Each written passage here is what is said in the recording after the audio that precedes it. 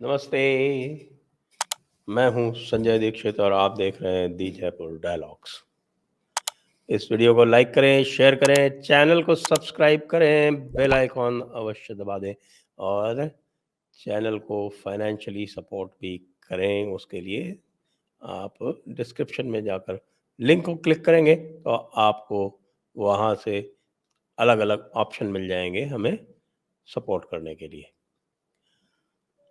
Doctor Jaishankar, आप जानते हैं कि डॉक्टर जयशंकर की खरी-खरी बहुत प्रसिद्ध है और इस बार उन्होंने ये खरी-खरी सुनाई है खालिस्तान के प्रबल समर्थक कनाडा को।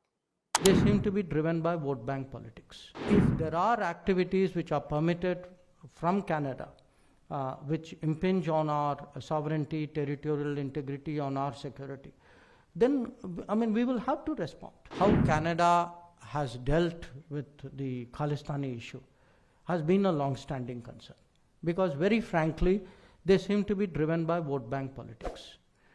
क्या कह रहे हैं डॉक्टर जयशंकर? डॉक्टर जयशंकर ये कह रहे हैं कि भाई सुन लो तुम लोग, कनाडा वालों, बहुत हो गया। हम तुमको बहुत दिनों से समझा रहे हैं, लेकिन तुम्हारी समझ में नहीं आ रहा है। अब तुम समझ जाओ, नहीं तो हमारे तुम्हारे रिश्ते खराब हो जाएंगे। अब रिश्ते खराब होने का मतलब क्या है वो अभी धीरे धीरे समझ रहे हैं खालिस्तानी, क्योंकि खालिस्तानी के 3 सितारे फना हो चुके हैं।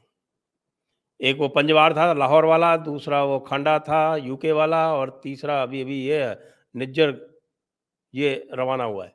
और इसके पहले भी 2022 में भी 2 रवाना हो चुके हैं। तो भाई रिश्ते खराब होंगे कनाडा से तो समस्या तो खालिस्तानियों पर आनी ही आनी है। तुम सीधी उंगली से घी नहीं निकलवाओगे तो उंगली टेढ़ी करनी पड़ेगी। अब ये खालिस्तानी जो हैं आखिरकार ये चाहते क्या हैं भाई? मेरी बहुत सारे लोगों से बातचीत होती रहती है, आप भी जानते हैं, और वो भी ये कहते हैं, जो हमारे सिख भाई जो हैं, जो कनाडा में भी हैं, जो यूके में भी हैं, उनका कहना है कि भैया ये तो 1% भी नहीं है हमारी पूरी पॉपुलेशन के, लेकिन अब पॉपुलेशन लंबी चौड़ी है तो ये 1% भी जो है वो 8-10 हज़ार होके वो हल्ला गुल्ला करने के लिए ये बदमाश किस्म के लोग जो हैं, वो जो गुंडे जो हैं ख़ास तौर से, वो उस तरह के जो तत्व हैं, वो उत्पात मचा लेते हैं। आप ये देखिए, मैं आपको उदाहरण देता हूँ मेलबर्न का 29 जनवरी को मेलबर्न में कितने लोग थे वहाँ पे? उस रेफरेंडम में 500-700 लोग रहे होंगे। 500-700 लोग। आपको पता है ना कि सिख पॉपुलेशन कितनी है भारत की? लगभग 2%। और 2% किसकी?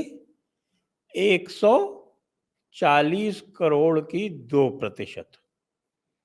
तो 140 करोड़ की 2% पॉपुलेशन जो है वो जाकर बैठती है 3 करोड़ से ऊपर।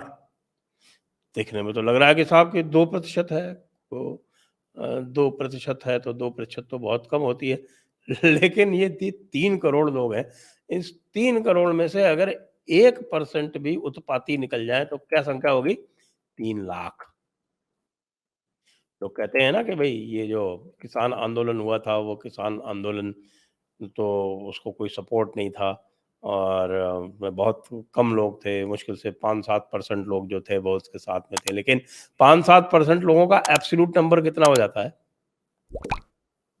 आप ये देखिए कि हरियाणा किसान के 5-7% के लोगों का जो एब्सोल्यूट नंबर हो जाता है, वो भी 2-4-6 लाख तो हो ही जाता है ना भई। भारत में तो यही समस्या है ना कि कुछ भी करो तो लाखों में तो लोग हो ही जाएँगे। किसी भी कम्युनिटी को पकड़ लो, अगर वो पूरे पॉपुलेशन की 1% भी है तो उत्पात तो कर ही सकती है। यही न्यूसेंस जो है आप देखते हैं ना, जो मुस्लिम पॉपुलेशन का जो न्यूसेंस है, वो क्यों है? 14% है भई, 14% ऑफ 1.4 बिलियन, 140 करोड़ का 14%, यानी कि संख्या है उनकी 17 करोड़। तो ये जो समस्याएँ हैं वो इस प्रकार की हो जाती हैं। इसीलिए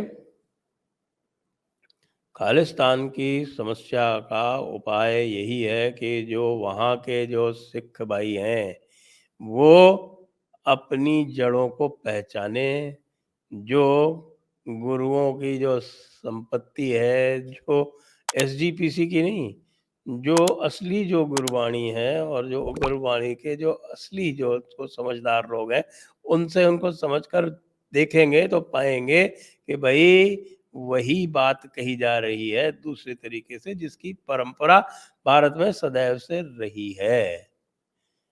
यानी कि राम का नाम लेने के असंख्य तरीके हैं, हरि का नाम लेने के असंख्य तरीके हैं, और वही बात गुरबाणी में कही जा रही है। भाई गुरबाणी में जाओगे आप तो आप क्या क्या नहीं पाओगे आप वहाँ पर। अ, खास तौर से आदि ग्रंथ में, आदि ग्रंथ के बाद भी आप देखिए गुरु हरगोविंद ने जो है वो उनकी जो वाणी है उसमें पुराणों का कितना सारा वर्णन है। गुरु गोविंद सिंह जी की वाणी है, उसमें शक्ति पूजा का कितना वर्णन। तो ये सब कुछ होते हुए भी, और आदि ग्रंथ में तो दशावतार का पूरा वर्णन है। आपके हर पन्ने में, गुरु ग्रंथ साहब जी के हर पन्ने में आप जो है वो राम, हरि, ये सब आपको मिलेगा वहाँ पे। कोई 1200-1500 बार तो हरि आया हुआ है उसके अंदर। पता नहीं राम कितने हैं, किशन कितने हैं, कृष्ण कितने हैं। वो सब का सब जो है वो पुराणों से भी है, निर्गुण भी है, अलग-अलग तरह के उसमें कबीर की भी वाणी है, तो नामदेव जी की भी वाणी है, तो कश्मीरी पंडितों की भी उसमें वाणी है, सब सब सब लोग हैं उसमें। लेकिन ये जो खालिस्तानी है, ये एक अंग्रेज़ मैकॉलिफ को पकड़ के बैठे हुए हैं और उसका जो कल्ट बनाया हुआ है, वो आजकल जो है वो रूल करता है और उसको खालिस्तान की भाई हम, खालिस्तान, हम खालिस्तान लेंगे। अरे भाई क्या लोगे तुम खालिस्तान में? कहते हैं कि साहब हम तो पूरा पंजाब लेंगे भारत का। हाँ? जो लाहौर जो राजधानी थी महाराजा रंजीत सिंह की, जिसको ये अपनी ट्रेडिशनल एम्पायर मानते हैं, उसका नाम कभी नहीं लेंगे। भारत के सीमा से 500 मीटर पे करतारपुर साहिब है। उस करतारपुर साहिब को लेने की कभी बात नहीं करेंगे। तो इससे ये स्पष्ट हो जाता है ना कि ये सारे के सारे आईएसआई के प्लांट हैं। तो आईएसआई के प्लांट हैं तो भाई आईएसआई के प्लांट का जो वही होगा, जो आप ध्यान है वो पंजवार तो लाहौर में मारा गया ना। अब उसको आईएसआई ने मार दिया, तो आईएसआई को लगने लगा कि भाई इसको मैं हम कैसे रख पाएँगे, तो आईएसआई ने मार दिया। या ये लोग कहते हैं कि साहब इसको रॉ ने मारा, तो रॉ तो फ्री का क्रेडिट अगर उसको मिल जाए तो उसको क्या समस्या है? या मान लो करा भी हो रॉ ने, तो भाई डरो कि रॉ जो है अब वो इस तरह के काम भी करने लगी है, तुम्हें छोड़ेगी नहीं तुम लोगों को। तो खालिस्तानी जो हैं वो अब सावधान रहने का उनका समय आ गया है।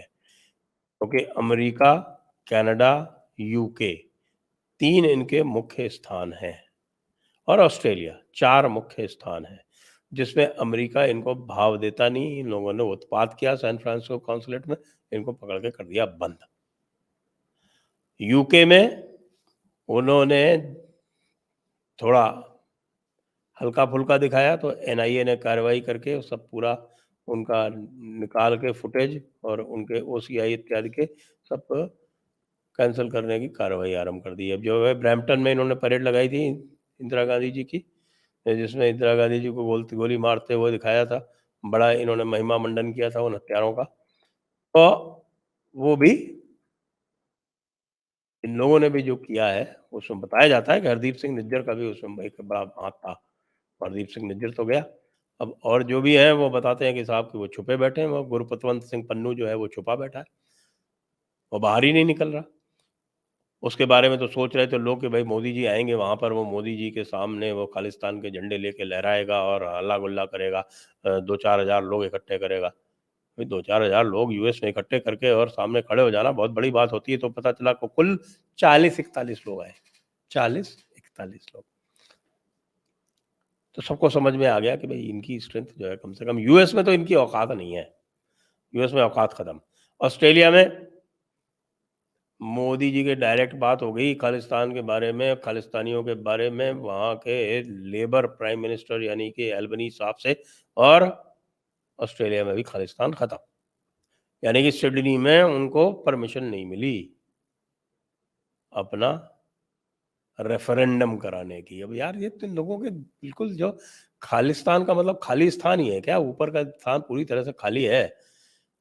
अरे जगह तुमको चाहिए भारत में, नक्शा जो तुम बनाते हो उसमें पूरा पंजाब है, हरियाणा है, दिल्ली है, पूरा हिमाचल भी उसमें शामिल है, शिमला तुम्हारी राजधानी है, और उसके बाद पूरा उत्तराखंड का पूरा आधा हिस्सा ले लिया तुमने, तराई का पूरा, और आपके पश्चिमी यूपी में साहब मुजफ्फरनगर, सहारनपुर भी छान लिया तुमने, और लखीमपुर खीरी तक आप पहुंच गए, वो भी ले लिया आपने साहब, पीलीभीत भी ले लिया। यहाँ जहाँ भी कहीं तुम्हारी, लखीमपुर ले लिया, वहां पर पूरी पॉपुलेशन जिले में है इनकी कितनी, 2.3%, और जहां पर इनकी बहुतायत भी है वहां कितनी पॉपुलेशन है, 5%। तो जहाँ 5% है वहां भी राज यही करेंगे। इनकी जरा आप औकात देखिए, हिम्मत देखिए, जरा इनकी हिकमत देखिए कितनी, एक इसको हिकमत कहेंगे या बिल्कुल पागलपन कहेंगे। इसी तरह से इन्होंने राजस्थान में भी साहब, कोटा और बूंदी में कोई 1% भी नहीं होगी पॉपुलेशन, लेकिन साहब कोटा और बूंदी में वहाँ भी राज करेंगे ये सब। तो ये पूरा जो राज करेगा खालसा जो है, वो इस तरह से इन्होंने वहाँ पे बनाया हुआ है। लेकिन डॉक्टर जयशंकर की बात सुनो और समझो, कनाडा वालों और खालिस्तानियों। अब ये एक तरफा जो तमाशा है ना, अब ये चलने वाला नहीं है। एनआईए जिन्होंने यूके में किया वही वो कनाडा में करेगा। अब ये नहीं हो सकता, जो तुम लोग जो जा रहे हो स्टूडेंट्स, और वहाँ जाके गुरुद्वारों में जाके और उनके चक्कर में और ब्रेन वॉश हो रहे हो, समझ लो कि फिर या तो तुम्हारा पासपोर्ट कैंसिल हो जाएगा अगर तुमको वहाँ पे परमानेंट रेजिडेंस नहीं मिली है, नहीं तो जिंदगी भर भारत आने के लिए तरसोगे। ये अच्छी तरह से समझ लो। जय हिंद, वंदे मातरम।